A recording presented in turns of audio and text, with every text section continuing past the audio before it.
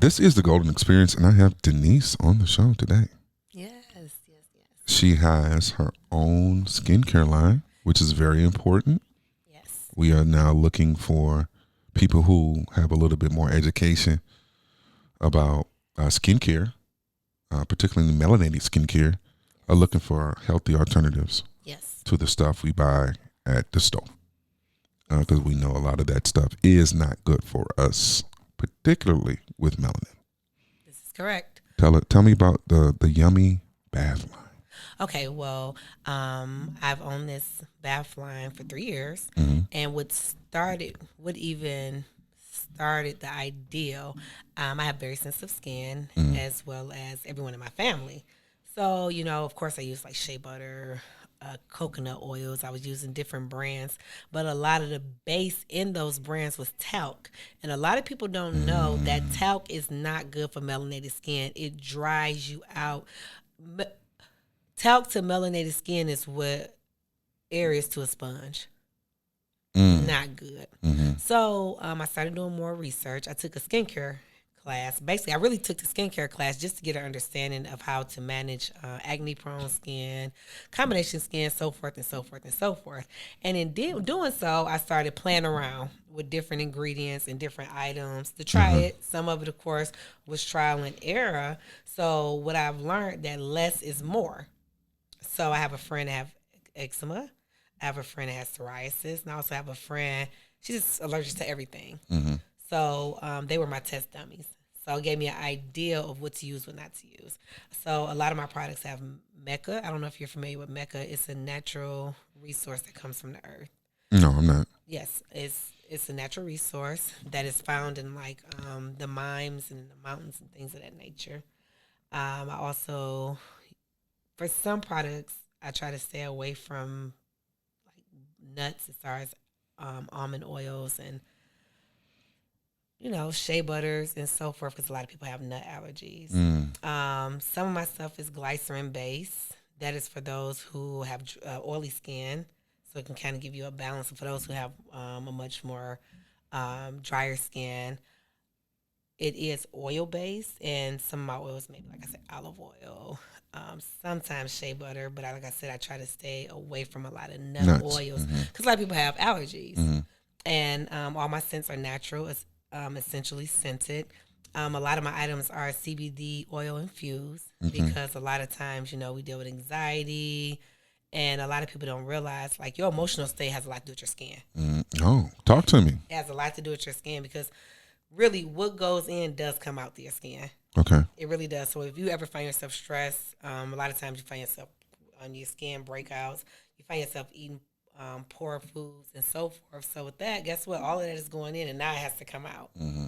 So that being said, I try to have products that can help create that balance, that emotional balance. That's where the CBD oil infused bath bombs come in at, and those are hydroallergenic as well as gynecology tested and approved for Awesome. women to keep your pH balance. Mm-hmm. Because that is very, very important. Mm-hmm. And I also offer scrubs. Mm-hmm. Everything is handmade. The sugar that I use is fair trade. Okay, I don't really know what that means. Talk to me. It's sugar cane, just granulated sugar Okay. cane. Okay. That's it. Very, very simple. That, a oil, and a confetti soap that'll help create the friction that you need. Okay. So those are very simple items, but they're very good items. And they're also reasonably priced because I don't feel like because if you are from a lower income base, you shouldn't be able to enjoy life, smell good, and feel good as with everyone else. I have Ulta quality with Walmart prices, if that makes sense. That's what's up. So I heard you say dessert scented. Yes. What that mean? Just what it says. Yummy, good. Want to Dessert eat. scented. So a lot of my soaps are popsicle shaped, Okay. cookie shaped, apple pie slice soap. It smells just like apple pie, shaped like one, of course. What? Yes. Okay. My sugar scrubs, you can actually eat those. I wouldn't recommend it, but they're right. edible. Everything that you can put on your skin, I'm a firm believer. I can't put it in me, I'm not gonna put it on me. I got you. So everything is it smells edible. It's you're gonna smell good enough to eat, literally. That's what's up. I like that. You know, I like that. That's certainly something couples can get into. Yes, it is. Yeah, that's good. I like that. So wait a minute. So it sounds like I thought I heard you say you kind of got into it because it was a need for you personally and your family. Yes. And so how did you like?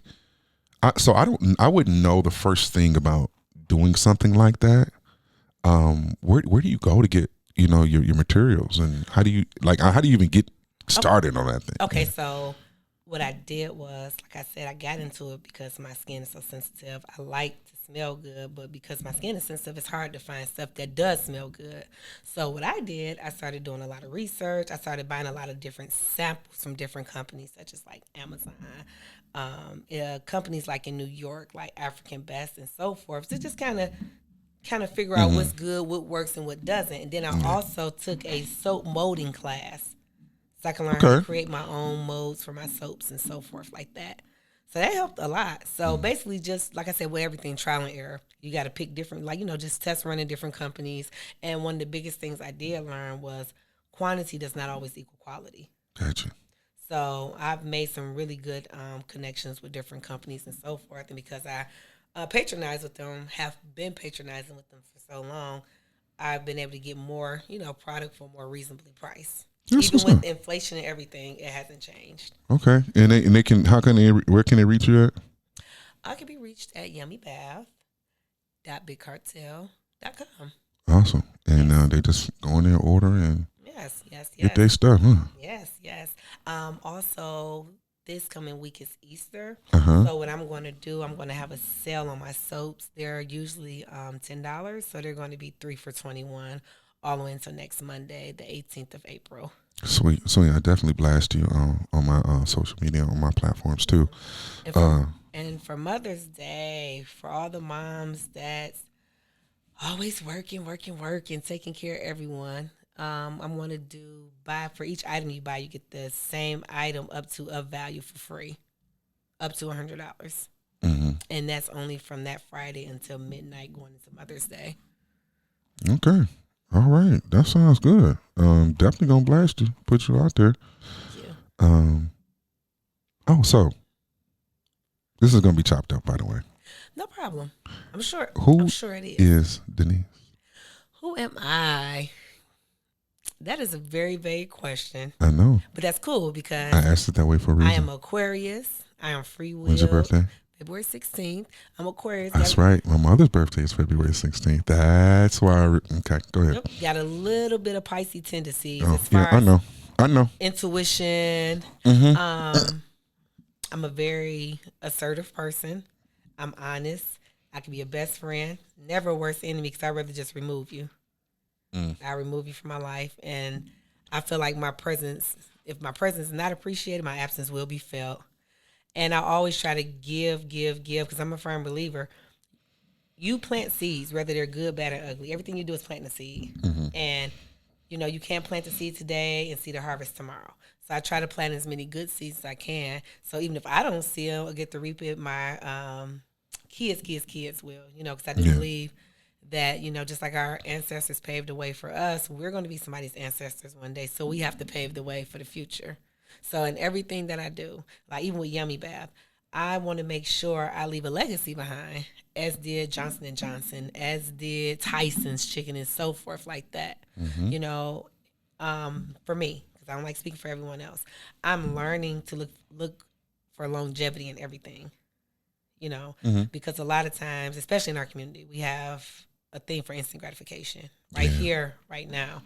And that is what I'm working on. So, like, I'm Denise, but I'm reinventing Denise every day to become a better version of Denise than I was yesterday. That's what's up. That is what's up. Because some days I'm not the best Denise, and some days it's like, you're amazing, Denise. Yeah, it's important to always leave something behind for the next generation. And that's part of what having a business is, to me. Part of that is what having business is all about. So, instead of getting our kids in a mind frame of working for someone, no, that's true. leave them something they can work themselves. Yeah, that kind of thing. So, excuse me.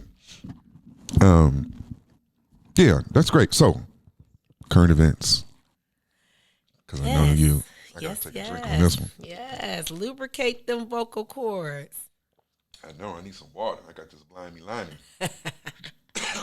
So you work at the funeral home, right? Yes, I do. And we get to kind of. So how's that? What's that like? To be honest, okay. So I initially took a job there to do cleaning, 'cause Okay. I needed the money. This was back in 2019. So me being a nosy Aquarius I am, always off somewhere doing something we don't have no business doing. So instead of cleaning up upstairs, I started asking if I can clean up down the crematory area. And then I didn't realize how intrigued I was with death, or as my friend called me, morbid. So I enjoy my job. I think for me, I'm one of those people. I'm a thinker.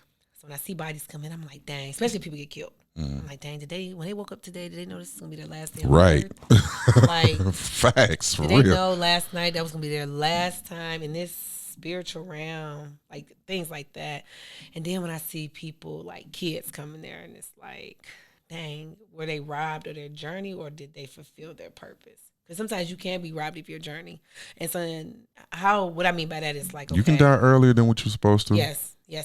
And what I mean by that is like, okay, I know this is a ghetto, gangbang, violent-ridden neighborhood, and I bring my child here to play at a park, and they get killed. I rob them of their life because of the poor choice that I made. And again, that's where choice and consequences come in at. And I think about things like those, and then we have people that come in, like we get people that are elder, and they may have like maybe 5 or 6 people at their funeral, and it's like, damn, they say your funeral speaks your life. So it's like, what type of life did you live that hell the pastor didn't even want to come preach your eulogy? What type of person was you? Right. And only and then it's like, damn, did somebody just give you a funeral so they can collect the insurance money? It's up to them. Did they just threw your ass in the pine box in the Bella River?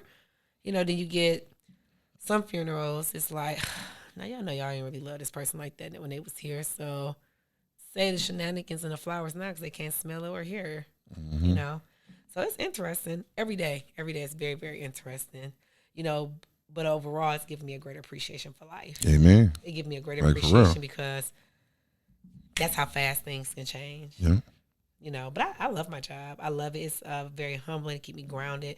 I've never been scared of death. And I'm a firm believer, unless you're a kid. But as an adult, I always feel like if you're scared of death, that's because you're not living right. If you're scared to die, you're not living right. Interesting perspective. So I love my job. Like, I love it. That's what's up. I really enjoy working at a funeral home. Where are you from, Denise? I was born and raised here, Where is here? Detroit, Michigan, All right. the east side of Detroit, Michigan. East side. Yes, that's where I was born. But as many may call us, we're gypsies because I've traveled all over. Okay. Yes. What are some of the interesting places you've traveled? As I'm going back to New Orleans. I love New Orleans. I love it. I love New Orleans because I really appreciate the hoodoo culture and the Frenchman culture. Like, you can really feel it there. I've been there. Yes. You ever been to Charleston, South Carolina? No. Charleston. Wait a minute. I've driven through Charleston, South Carolina. Charleston's a lot like New Orleans. It's What? just smaller. It's just real small. Okay. So I've really enjoyed New Orleans. Charleston is fun. Dominican Republic, Santo Domingo was really fun. Nicaraguan is really fun. I stayed in Hawaii for 3 years. I worked on a cruise ship. I really enjoyed that. If you ever get a chance to go to Hawaii, go to Kona because it's really islandy. Honolulu's okay. It's real city vibe. If you want a really good Hawaii wholesome experience, either Hilo or Kona. Preferably Kona is just my favorite island. I've been all over. I stayed in Washington State. I went to hospitality school there. Washington State is a very green state, but it's a very depressing state because it rains majority of the time. That's what I hear, but it's a true. Very depressing state because it's never like this. How it's sunny out. Yeah. Maybe 3 months out the year you would see that. In Wow. total. Yeah, it's very rainy. All it does is rain and snow there. That was I wanna really live fun. there. I love New York. New York is Yes. the biggest melting pot in the world. Oh, I love New York, too. New York. Oh my God, I Yeah. love New York. That is one of my favorite places to visit. I stayed in Charlotte for a couple of years. That was a very interesting experience. If I had the opportunity again, I would move back to Charlotte. That was a good experience. I didn't appreciate it as much then as I do now Okay. because I'm in a different mindset. I'm a Yeah, different person. my people of from course. South Carolina. Okay. Yeah, I just my grandmother died earlier this year. We went down there. Okay. We're in Lawrence, South Carolina. It's about half an hour from Charleston, I think. Okay. Near King 45 Street. minutes, something like that. Closer to King Street. Yeah. A really, really good trip I've taken. I've taken a lot of trips, but my favorite trip I've taken as of recently, I went to El Costa, Costa Rica. I stayed there for 21 days at a health and healing retreat. I went November 1st, came back here November 21st. So that was amazing. Mm-hmm. I really got a chance to become one with nature. That was an amazing experience. Okay. Wow. I've been all over the United States. I haven't been outside the United States yet. You gotta Other go. than Canada. you gotta go. You gotta go. You will love it. It culturally develops you. You just realize how different other societies are in comparison to. Yeah, we have a whole lot of first world problems over here. Yeah, but you know what? When I mean first world, that stuff that they would only dream of having a problem with. Yeah, like that's what I mean. Yeah, but they call it third world countries. They living better than us. All their foods is natural. And As far as quality, they have good quality food there. That's what I'm saying. We don't have no food here We don't have good quality food here at all. They grow their food. Like it would never be a situation where you can go to Dominican Republic and it's $10 a carton of eggs. You know why? They grow their own chickens. They hatch their own eggs. All of that. Like it's just a totally different experience. And I didn't realize how gluttonous Americans were until I went to other countries, and even our normal sized portions are humongous portions compared to other countries I've been to. And we throw away 40% of the food we produce. 40%. We're wasteful and gluttonous. 40%. And wasteful and Talk about feeding world hunger. It's a wrap. 40%. Yes, we throw away. Another thing, they are very they reserve a lot of things like their energy, like in Santo Domingo. In certain areas, like the more rural areas, like a certain time of the day when the bell ring, they cut the power off on the whole part of the island for a few hours to preserve power. Yeah. So it's just different, It's a good experience. So if you take the time, because I'm sure you're able to do so, if you take the time to go visit other countries, I go. Yeah, well. So, how old are you? I'm 36. 36. Yes, I am. That's a magical age. Tell me why. No. Okay. Dang, you just say no, it's no. No, it's just, I don't know. 36 was. A year of transition for you? No. It's just, and I'm speaking for women. Oh, yes. At 36. Men, it's a little bit different for men. My aha moment. Working the road time. Yeah, you're right. You got to make some decisions to be made. Yes. For you, at least for women. For men, my aha moment, my aha age was 30. I think for most men it is. Because we don't grow up till 30. That doesn't mean we're not men. We don't grow up until 30. And I didn't, when I was young, yeah, that's true. Some of us still don't. But what I'm saying is, if we gonna make it, it ain't gonna happen before 30 is what I'm trying to tell you. If we gonna make it ain't gonna happen before 30. Okay. And I didn't understand that when I was a teenager and I was 20. My boy was like, you gonna be grown you ain't gonna be a grown man until you're 30. I'm a grown man now. Right. Like this just like out. Stump with the big dog. And I didn't understand it until I got 30. Now here's a bit of, this ain't gonna make it. This ain't gonna make the podcast, but I'm gonna talk real with you. I didn't understand it, but when I got 30, I had education. I had traveled the country. I had done a lot of things. I had my first house. I never needed a co-signer for a car. Never. Me either, yeah. Ever. Bought my first car. Cash. My mama said, I ain't giving you no money for a car. And you gotta appreciate, that was the greatest lesson she ever taught me. Women now are so masculine that they are creating feminine men. Because but hold on, we're gonna get there. We're gonna get there. We're gonna get there. We're gonna get there. I gotta tell you how to be a man because that segues. That's gonna be a good segue to where I'm gonna go. And so I bought my first car. She's like, I ain't buying you no car. All my friends in the neighborhood, mom was buying cars. She was like, I'm not buying you one. And look at them now. So guess what? They get it. They got it. They good now, but they went through a little rougher road than I did. So I said, well, I got to get a job because I'm not gonna be 16 without a ride. You understand? And you appreciated it too because you worked for it. And nobody ever has needed to help me There you get go. a car There you go. ever. There you go. 21, 22, got a condo in Southfield. Didn't need a cosigner. There you go. Those Still are pivotal never- moments that makes you a man. Exactly. But so getting all to say, I had done these things. I got my degree, business administration, all that, got some certifications. So by the time I was 30, I had some accomplishments. I had milestones.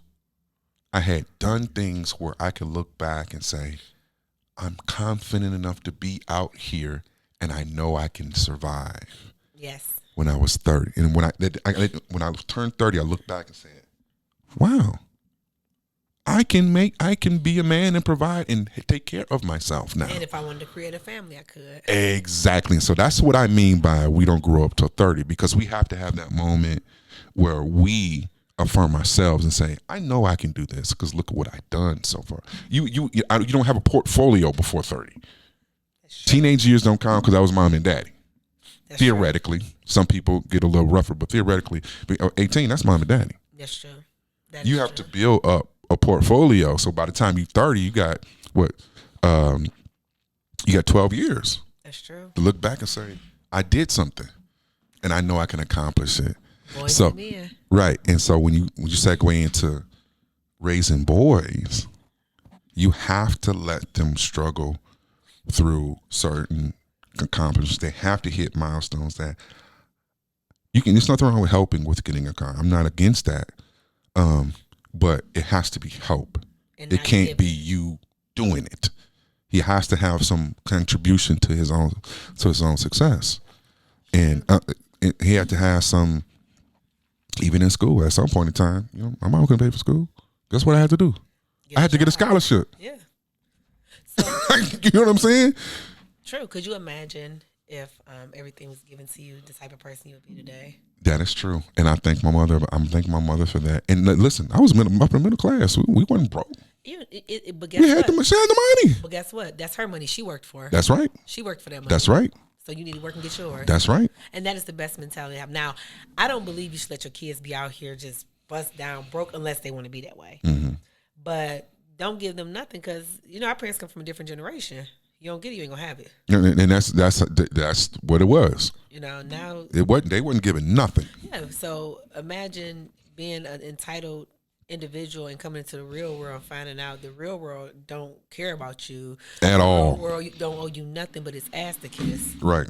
And then guess what? You would still be at home, or you probably would be doing something, but you would have never reached your full potential. That's what it is. I saw something on Facebook, and I really don't quote cliches, but this one made sense. He's like, hard times make tough men. Tough men make softer times. Softer times, then again, make harder men. Because, there was the mentality, at least from my parents' generation, that we went through some tough stuff, and I don't want you to have to go through that tough stuff, which I understand. However, there was an element of toughness that like I said, my mother had to give me. There was some of that stuff. You didn't need to go through that. Some stuff you kind of still didn't need to go through. Yeah, because it's like, I promise you, like, let's say if you got your job and you came up short to get your car, your mom would have filled that gap. Right. If she seen you trying. Right. But if you wouldn't have got up off your ass, got a paper route, or got something, guess what, nigga? You catching the bus. Right. You better go get you a laminated bus pass. Right. Get that month joint. You There gotta you pay. It was what $30, something like that. Pass. Yeah, so, something like that. The D-Dot, the Iron Pimp. There you go. Called it the Iron Pimp. So 36. I wish that those values from those previous generations were instilled in today's generation. I think a lot of times we want to give our kids more and we forget not to get them too much. Yeah. And in doing so, we create monsters. Yeah, that's true. I had to tell a girlfriend of mine, she seen these kids, it was like 18, 19, disrespectful and rude. And me and her ain't the same age. I said, what are you mad for? Our peers are their parents. Our peers raised these kids. Our peers raised this generation of kids. That's so that true. speaks volumes about us. Mm-hmm. Like, that's a harsh pill to swallow. Mm-hmm. You know, we raise these kids. We raise these. Whew, that's all I can say because I don't want to be too, No, me nobody too. tell.